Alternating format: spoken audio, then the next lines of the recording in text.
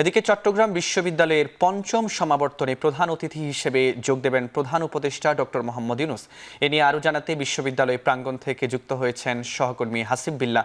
হাসিব, সমাবর্তন উপলক্ষে ক্যাম্পাসে কেমন আয়োজন দেখছেন এবং প্রধান উপদেষ্টা কখন সেখানে পৌঁছাবেন?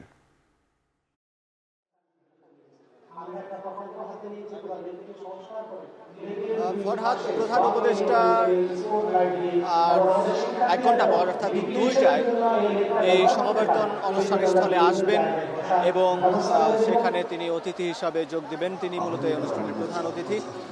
এবং ইতিমধ্যে আপনি দেখছেন যে আমার এই দুই পাশে, ডান পাশে এবং বাম পাশে সমাবর্তনে অংশগ্রহণকারী শিক্ষার্থীরা উপস্থিত হয়ে গেছেন। ইতিমধ্যে চেয়ারগুলো ভরে গেছে এবং শিক্ষার্থীরা কালো গাউন পরে তারা অবস্থান করছেন, এই সমাবর্তনে অংশ নিচ্ছেন। 2011 সাল থেকে 2023 সাল পর্যন্ত প্রায় 22,600 শিক্ষার্থী এইখানে সনদপত্র গ্রহণ করবেন এবং মূলত তারাই এই সমাবর্তন অনুষ্ঠানের যোগ দিয়েছেন। কিন্তু আমরা দেখেছি যে এছাড়াও এর আগে যারা এই বিশ্ববিদ্যালয় থেকে পাশ করে বের হয়েছেন তারাও এই সমাবর্তন উপলক্ষে ক্যাম্পাসটা এক নজর দেখতে এসেছেন। ক্যাম্পাসটা একটু ঘুরে দেখছেন। এই ক্যাম্পাসে অনেক ফুল, অনেক গাছ, বিভিন্ন অনেক স্মৃতি যেসব জায়গাগুলো রয়েছে তাদের ক্যাম্পাসের থাকাকালীন সময়ে সেই সব জায়গাগুলোতে আড্ডা দিচ্ছেন, গল্প করছেন প্রিয়জনদের সঙ্গে।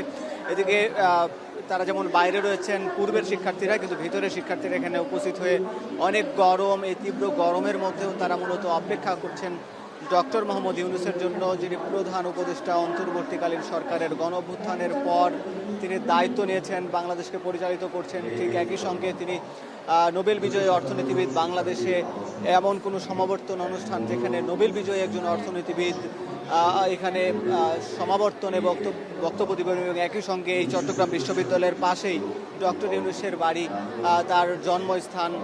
এই এলাকায় তিনি বড় হয়েছেন এবং তিনি ঢাকা বিশ্ববিদ্যালয়ে পড়াশোনা করলেও এরপরে 1972 থেকে 1989 সাল পর্যন্ত এই বিশ্ববিদ্যালয়ে শিক্ষকতা করেছেন, অর্থনীতি বিভাগের চেয়ারম্যানের দায়িত্ব পালন করেছেন। এজন্য তার কাছেও এই ক্যাম্পাসটি অনেক স্মৃতি মধুর একটি ক্যাম্পাস এবং শিক্ষার্থীদের কাছেও একটি গর্বের জায়গা। কারণ ডক্টর মোহাম্মদ ইউনূস এই শিক্ষাঙ্গনে শিক্ষকতা করেছেন। শিক্ষার্থীরাও ডক্টর ইউনূসের নাম এর আগে বিভিন্ন সময় শুনে এসেছেন। বিভিন্ন বিশ্ববিদ্যালয়ে তিনি ক্লাস নেন, বিভিন্ন বিশ্বের বড় বড় বিশ্ববিদ্যালয়গুলোতে তিনি শিক্ষকতা করেন, সমাবর্তনে বক্তব্য দেন। কিন্তু এই বিশ্ববিদ্যালয়ের শিক্ষার্থীরাই তার বক্তব্য শোনার জন্য এখন অপেক্ষার প্রহর হয়তো শেষ হবে আর কিছুক্ষণ পরেই। আমরা দেখছি যে শিক্ষার্থীরা বেশ আবেগাপ্লুত, উচ্ছ্বসিত যে তারা অনেকদিন পরে একসঙ্গে ক্যাম্পাসে আসতে পেরেছেন। এটি যেমন বিষয়, তেমনই আবার এই ক্যাম্পাস থেকে আজকে ডক্টর মোহাম্মদ ইউনূসকে ডিলিট ডিগ্রি প্রদান করা হবে এবং আমরা জানি যে আজকে সকাল থেকে তার কর্মসূচি শুরু হয়েছে। বন্দর পরিদর্শন করেছেন এবং এখন বিশ্ববিদ্যালয়ে আসবেন সমাবর্তনের পর তিনি তার গ্রামে যাবেন, সেখানে কবরস্থানে তিনি কবর জিয়ারত করবেন এবং গ্রামবাসীর সঙ্গে একটি মতবিনিময় সভায় অংশ নেবেন। তারপর তিনি আজকে রাতে আবার ঢাকার উদ্দেশ্যে রওনা হবেন। এই ছিল ফরহাদ বিন্নুর এই সমাবর্তন অনুষ্ঠানকে ঘিরে প্রধান উপদেষ্টার কর্মসূচি।